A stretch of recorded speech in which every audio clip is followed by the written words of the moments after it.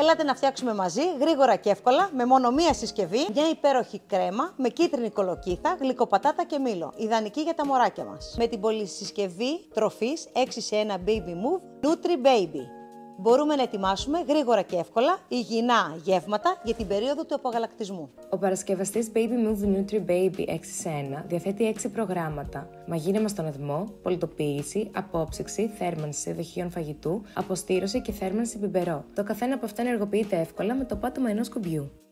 Πάμε να φτιάξουμε μια πολύ θρεπτική κρέμα με κίτρινη κολοκύθα, γλυκοπατάτα και μήλο. Η κολοκύθα είναι εξαιρετική πηγή φυτικών ινών και βοηθάει την πέψη και την καλή λειτουργία του εντέρου του μωρού σας. Ενώ η γλυκοπατάτα έχει πολλά θρεπτικά συστατικά και φυσικά γλυκιά γεύση. Με αυτή τη συσκευή μπορούμε να μαγειρέψουμε στον ατμό λαχανικά, κρέας, ψάρι και αμυλούχα τρόφιμα. Μόλις κρυώσει η κολοκύθα και η γλυκοπατάτα, βάζουμε στο δεύτερο κάδο όλα τα υλικά και τα πολιτοποιούμε.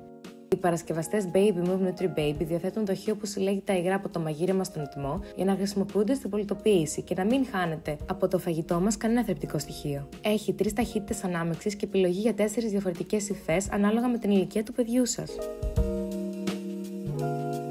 Σας περιμένουμε στα βρεφικά πολυκαταστήματα Λιτό ή επισκεφτείτε το e-shop μας. letoshop.gr.